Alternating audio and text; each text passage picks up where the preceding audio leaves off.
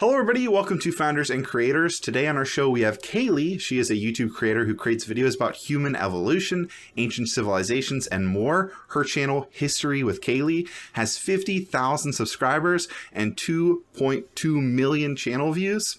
Kayleigh, I'm so happy that you're here today. How's it going? I'm good, thank you. Awesome.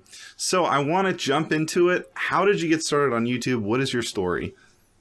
Well, I got started because I was unable to work due to a surgery I had in 2012 where they removed my tailbone, which is not a fun surgery to have. And it left me being at home a lot. And you get kind of depressed when you're at home always.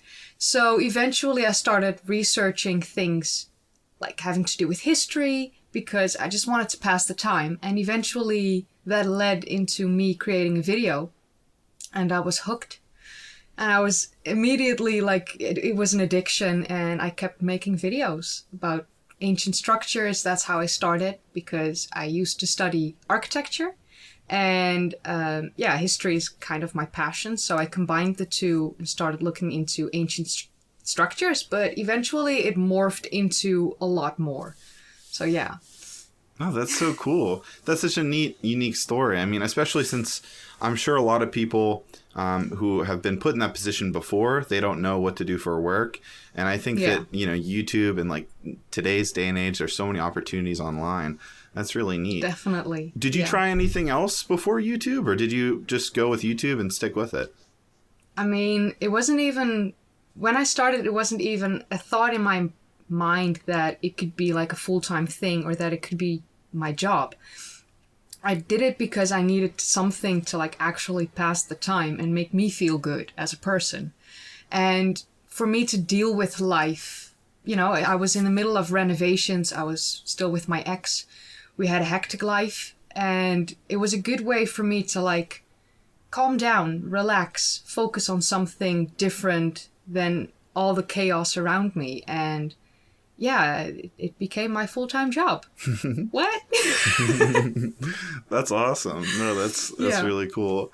So I know that you studied architecture before creating your channel. I actually have a couple friends that do that, which is super interesting to me. But anyways, did you have any skills, or did any skills you learn translate to the creation of your channel and its growth?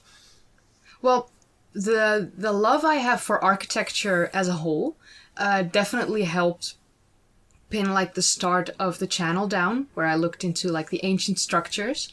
And because you have a certain understanding of how things are built and how construction in itself works, you kind of easily see how they created ancient things. Like the passage tombs in Ireland, how they stacked these boulders on top of each other and then created a corbelled roof. Like, if you don't have any knowledge about this stuff, it's really hard to understand how you create a corbelled roof. But if you've played with Lego, growing up, and you stack them on top of each other and you keep like having them overlapping a little bit, that's how you create a corbelled roof. No, you don't go from the top down, you go from down up. It's like a pyramid, just that you build on the outside instead of the inside.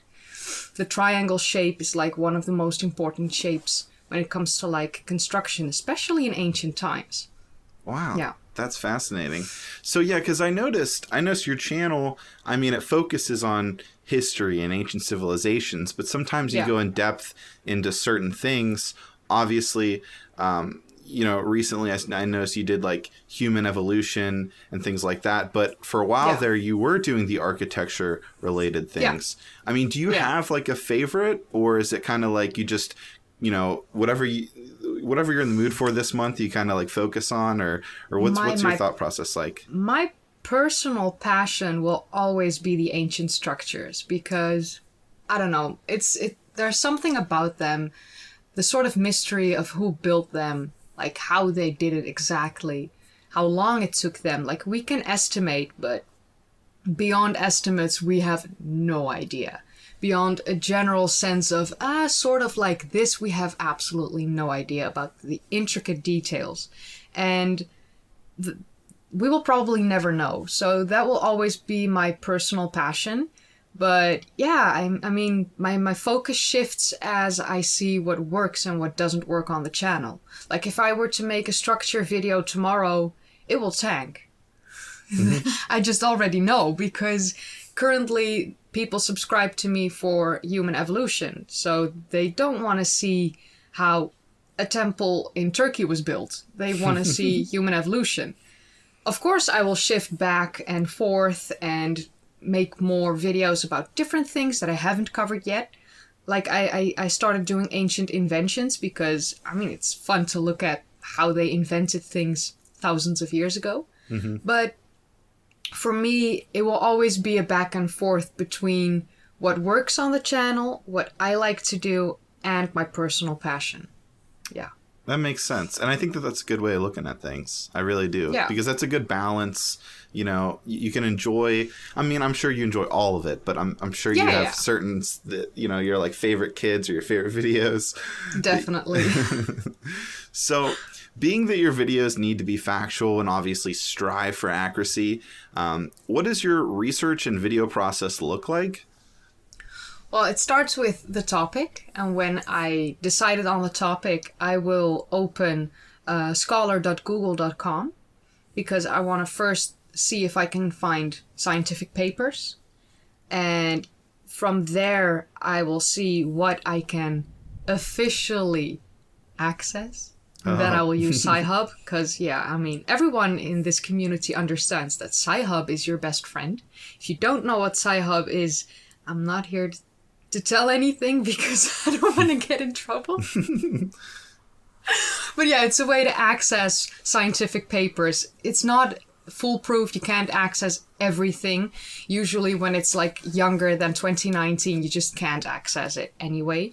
But yeah, it's good to at least try and get my hands on papers. Certain papers I can ask my sister for help. She's a paleontologist at the Uppsala University in Sweden. So sometimes she's able to access papers for me. After I've accessed papers, I will read most of them. I always try to read all of them, but I mean, there's only so much time in the day.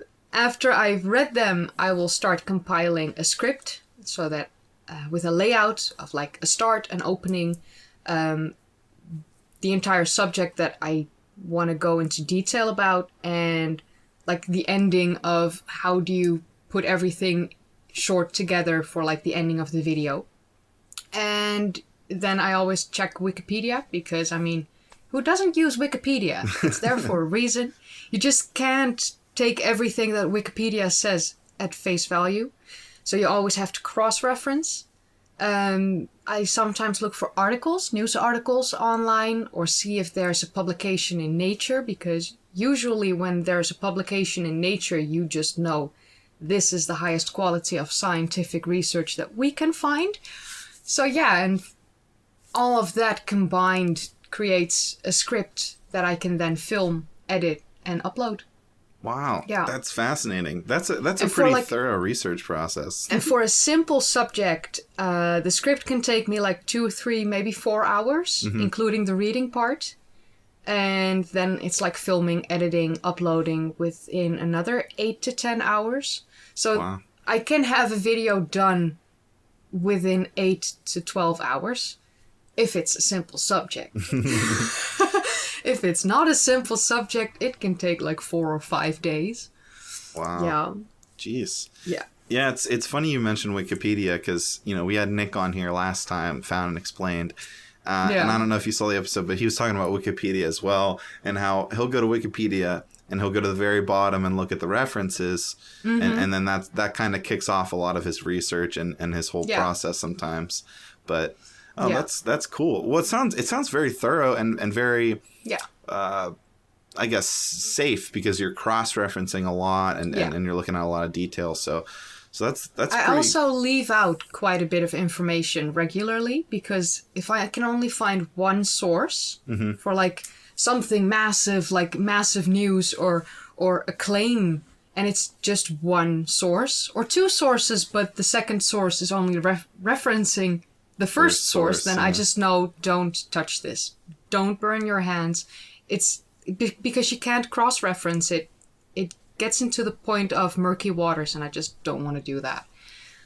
Well, that's a good rule of thumb. I mean, I think for a lot of people, especially who want to develop content about, historical or even educational things, to look at multiple references. I mean, I even do that myself with my real estate stuff. It's like there are plenty of videos or even concepts that I want to talk about, but there's only like one reference, or it's so obscure, and I'm always like, I don't want to risk it, and I'd never want to give anybody the wrong information. So I'm sure you completely understand that. I sometimes do use it in like a fact or fiction playlist video, because then it's like fun to look at the plausibility of something, like a claim.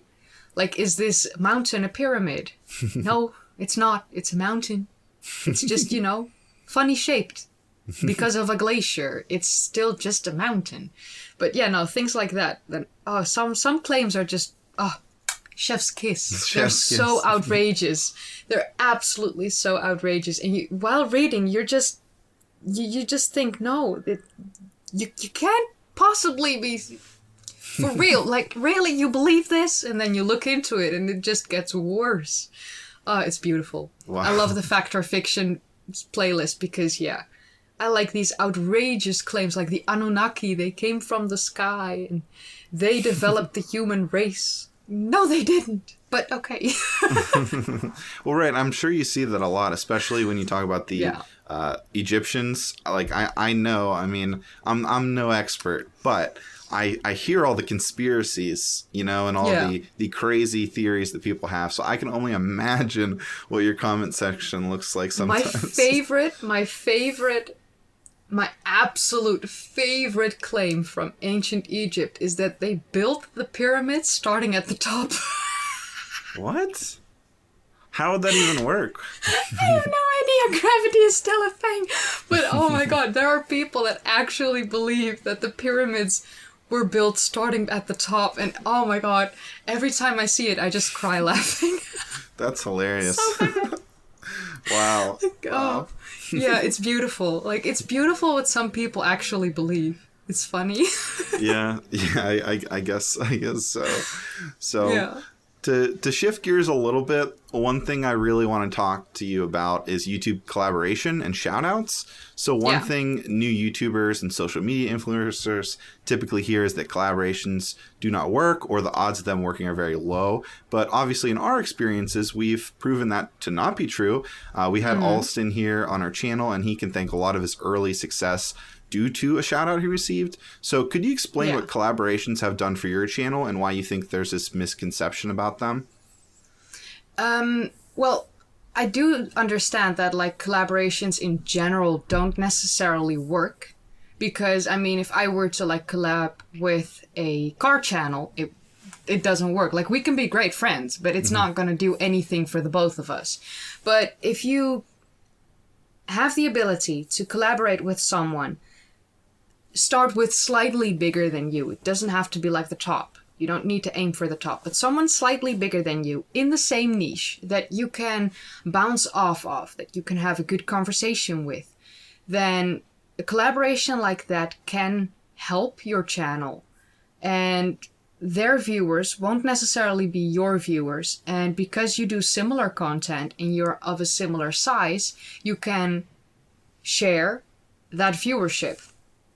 When it comes to shoutouts, that's like a whole different thing. I've got a couple shoutouts.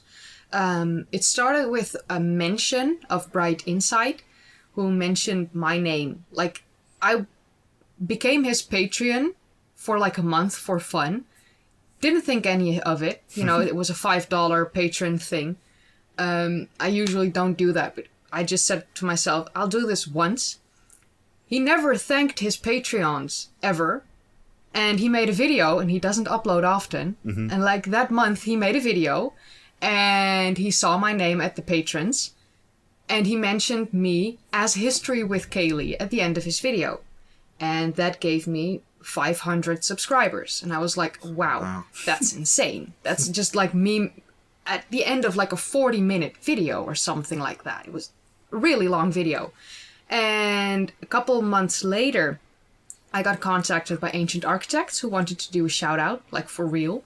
And he eventually made a video, a top 10 Giza Plateau thing video, and he mentioned me at the end, told people to subscribe to me, and within a week and a half, I had 2,500 subscribers. Wow, that's incredible. And I was just amazed, and I still can't believe the fact that he did that for me. Like, I never expected anything like that to happen. And I'm still in contact with him regularly. But we eventually decided to do a collaboration, Ancient Architects and I, and he never does any collaboration, so I felt very honored. And I created a video by researching a Dutch pyramid. Every source was in Dutch. He wasn't able to do anything with it, so I had to completely like write the script and everything, and I sent it off to him, and I was like, here, have fun with this video. And he was like, yeah, but no, we're gonna do this together. Like, this is a collaboration. So I filmed a bit, he did a bit, and he eventually created a video from that, and that video went on to have like 70,000 views or something. And that was in November, and again, I grew with like 1,700 subscribers in like a week or something. It was insane. So yeah, shoutouts and collaborations can absolutely work if you work alongside people in your niche, and start small and just work hard, because the bigger channels will eventually reach out to you to collaborate with you because they see you grow. Don't think that you need to ask for it necessarily, because it does come across, if you're the one asking these massive channels, like, collaborate with me, they get that all the time. You're just one of many at that point, and you need to stand out. So you need to be the one that doesn't ask. You need to be the one that just works really hard at your channel, create that backlog, and then one day they'll reach out to you because they've seen you work hard and they just feel like you deserve it. That's awesome. Yeah. You know, that's a great answer to that question. And I think it puts a lot into perspective as well, because you're right. There are a lot of people that, you know, have like 10 subscribers and they want to collaborate with somebody, you know, who is monetized and could have like 100,000. And obviously, like, that's not going to work. But you put it the best way. I mean, if you create that, you know, value, and you have some sort of audience. I'm friends with someone from Malta, and she's been working on her channel for the past 7 or 8 months now. Mm-hmm. And she's got like 500 subscribers, and she's putting out regular content, and her videos get between 100 and 300 views. For 500 subscribers, that's still very good. Mm-hmm. And I'm going to collaborate with her. I'm going to Malta. I'm actually going to stay with her. And I will help her. And I know that there are bigger channels that I'm in contact with that also want to eventually shout her out. But she's still working on the backlog. She's still just learning, growing, doing her thing. So it starts with me reaching out to her and helping her. I'm still a small channel compared to like other big channels. So I hope that that will eventually help her into getting monetized and able to one day live off of her channel, because I love her content and just her as a person. She's great. So that's awesome. That's cool. To me, like, I got the help when I was small, so I want to help other channels and I want everyone to succeed. So yeah. Yeah, pay it forward. I mean, Austin pretty much did the same thing. He said early on, he had a collaboration. It was a mini shout out, and he was in the middle of working out, and he like, his phone was blowing up. He got all these subscribers. He's like, oh my God, oh my goodness. Yeah. And he was like dying because he got like 50 subscribers. You know, for him at the time, that was huge, but he said it really gave him the confidence. And I think that's another big thing, is it gave him the confidence, like, hey, you know what? I can do this. I can be a part of this. And from there, he grew his channel, and now he's collaborating and working with all these other channels like all the time. So that's cool. But I did want to talk about merch, Patreon, and alternative revenue streams. You mentioned Patreon a little bit earlier with somebody else, but I did want to hear about, you know, your stuff with that, and as well as your merch. So merch specifically, how did you get started selling merch? Is there any advice you have for people who want to create their own merch and things like that? I waited until like starting to design merch until I had like 10,000 subscribers, because I knew under that point there was really no point in doing it because, I mean, you do need to have people that would want to buy your stuff. So I started designing the merch in September of 2021 because that's when I reached 10,000 subscribers and I mentioned it a couple times that I was working on it. I launched my merch on November 1st of 2021. I mean, I started with simple just t-shirts and mugs, thermos, I mean, nice. You know, stainless steel water bottles, things like that, and hats. Very simple. If people want it, they can buy it. If they're not interested, they don't need to look at it. You know, a bit like that. I don't really have much advice besides the fact that I used Printify and Shopify, and at first I thought it was really handy and easy until I ended up learning that it wasn't really as handy and easy. So now I'm like unsure if I need to like switch merch shops, and I might do that. So at the merch side, there's not much that I can say at this point. Yeah. But yeah, no. But like when it comes to Patreon, I started my Patreon at 1,000 subscribers. Didn't really think much of it. Had a first patron in like a month or something. It slowly started rolling, and as my channel grows, my Patreon grows as well, which I'm very thankful and grateful for. And it's kind of very obvious at this point that I don't really do much with it. It's terrible, I know. I like sometimes make a post on Patreon, but thankfully my patrons do understand that my time and goes into like the research and the scripts and the videos, and that's how I paid forward. And I just don't find extra time in the day to like do something on Patreon. And with the memberships, it's like the same. Thankfully, these people support me for my work and not because they think that there's something else that they can gain. Yeah. Oh, that's a good perspective. So you said that you started your Patreon when you only had 1,000 subscribers?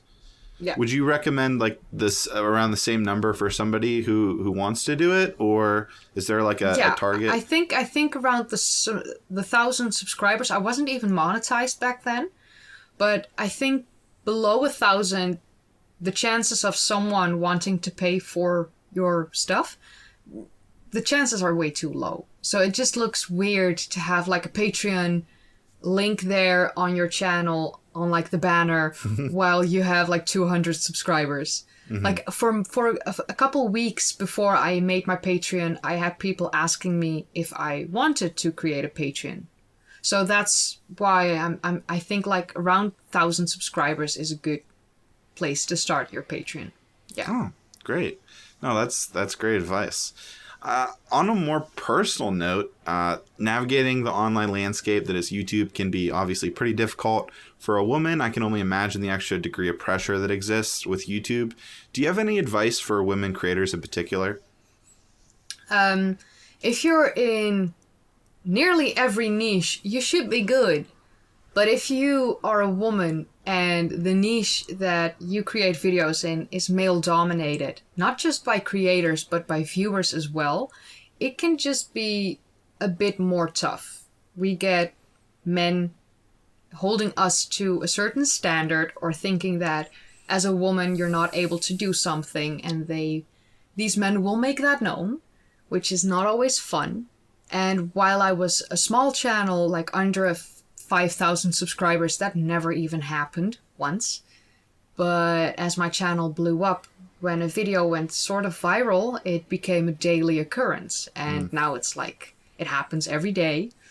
I get used to it. I mean, I got bullied a lot when I was young, so I got thick skin. But some days when I'm not in my best of moods, it can be really tough having to deal with men telling me what to do, what not to do, what to wear, what not to wear. There are men that think that I'm just the face of the channel, because a blonde woman, of course, cannot do this research. I mean, who would have thunk? You know, it's like that. There are people that actually believe that as a woman, you're not able to have intelligence and do things. And it's a shame. It's a societal problem that gets highlighted on the internet because these people can type from anonymity, which sucks. But as a woman, if you are passionate about something and you want to do it, I say just do it. And if you're scared of sitting in front of the camera, but you do want to do it, film yourself. I know it sucks. And then film yourself again, because the second take will always be better.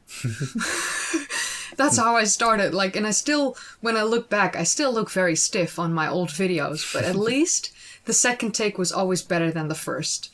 You know, you grow as you go.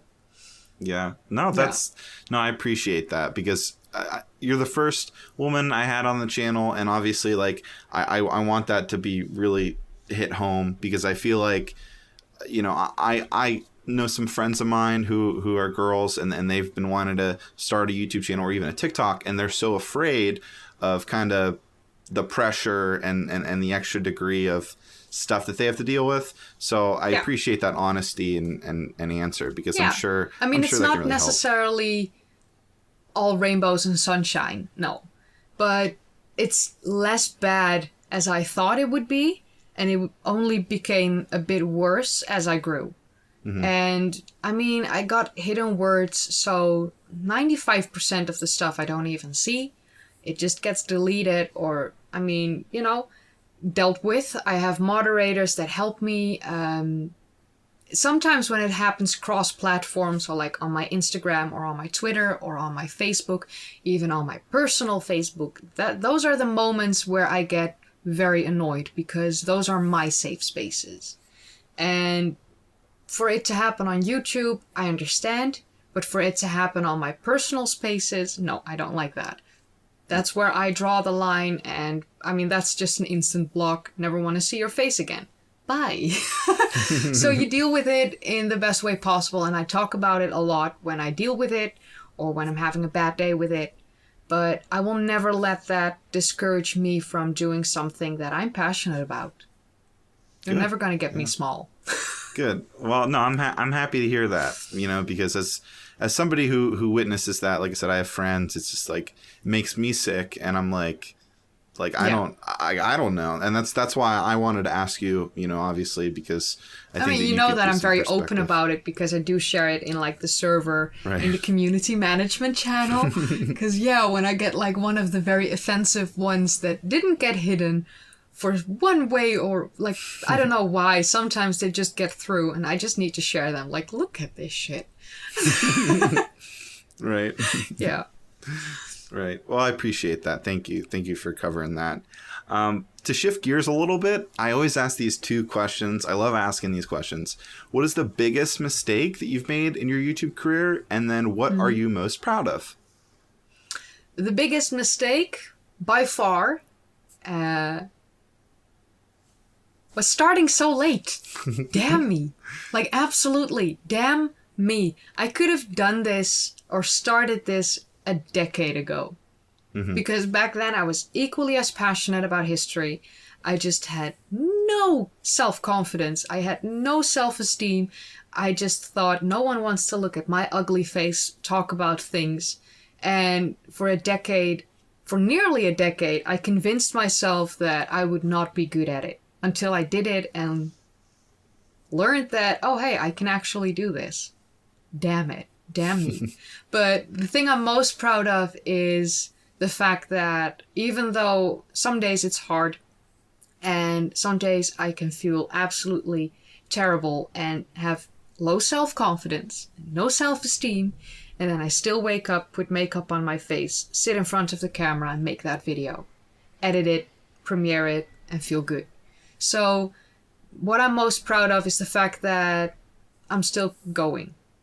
No, that's an amazing thing to be proud of. And not a lot of people can say that because obviously we've discussed this obviously privately like on our channels before, but like a lot of people give up. I mean, there's even people that are monetized and making money that want to give up, you know, because it is so hard. So, you know, to hear that is, you know, what you're most proud of, that's totally understandable. And I totally understand where you're coming from completely. So I guess you hit 50,000. I think you're at 52 as we're recording, or maybe even 53. 53? 53. Yeah. So what are your future goals then for your channel? What's your plan for the next, 6 months, a year? I hope to get to 100,000 before the end of the year. I'm not sure if I'll be able to make it, but I mean, I started the channel in March of 2020. I got 1,000 subscribers in September 2020, got monetized in December 2020, and my goal for 2021 was 10,000 subscribers at the end of the year. I ended the year at 46,000 subscribers. So it's not impossible to think that I could reach 100,000 subscribers. I really hope that I'll be able to do that. But my biggest goal is I want 250 videos on the channel before New Year's Eve. Mm-hmm. Thinking that I just reached 110 or something like that. Let me check. I can't talk when I'm not like completely sure. Go ahead. So I need to definitely check how many videos I have on the channel right now. I'll take a drink of water. 110, exactly, because I did delete 2 videos a couple days ago. They were old videos with my ex, and it's like, no, we don't need that online anymore. So, 110. So I need to make 140 videos.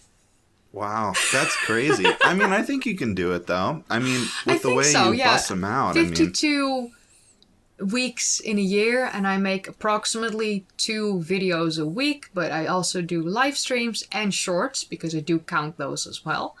So yeah, it could potentially be that I can reach 250 videos at the end of the year. I mean, it's high, but it's okay if I don't reach it. It's just... It's a goal. Right. You don't always necessarily need to reach a goal. You just need to have them and strive for it. Right. Exactly. And you know what? I think you're going to hit that 100K this year. I got a feeling, because I mean, like I've watched a lot of your videos, and they're so applicable just for anybody who's interested in history or the past or ancient civilizations. So I think that's one thing that you do really well, is you make it, enjoyable for just the average viewer. So not only the historians and the experts, but also just the average viewer. And I think that that's pretty unique. So I think you got a pretty bright future ahead of you. I really do. Thanks. So one last question. If you were to give one piece of advice to a new creator who wants to create a YouTube channel in 2022, what would it be? Start, do it, make every mistake that you can imagine. I mean, have audio issues, have video issues, have videos not export, like have everything completely go wrong so that you can learn from it, but keep going. Don't give up, because eventually you get to a point where you're proud of your work and people will notice it, and it will just actually take you places. Yeah. Awesome. All right. Well, that's a great piece of advice. I think a lot of people will reflect on that. I mean, I I get that way sometimes, and even with me, I'm always just like, I gotta keep going. So I think we could all take a dose of our own medicine every once in a while, right? Yeah, but absolutely. All right, well, that just about does it. Thank you so much, Kayleigh, for coming on the show. I really appreciate it. Before you go, do you have anything that you want me to promote or tell the audience about? Not necessarily. Just do whatever you want. If you want to check me out, then yeah, I am History with Kayleigh on YouTube. But besides that, I mean, I do have the occasional funny meme on Twitter that I'm very proud of. Okay, everybody. I'll tell you what. I'll put your channel and your Twitter in the description. That way, everyone can check out your funny tweets. Yeah, sounds good. Okay, great. All right. Well, thanks everybody for watching. This is Founders and Creators. We will see you guys next time. Bye.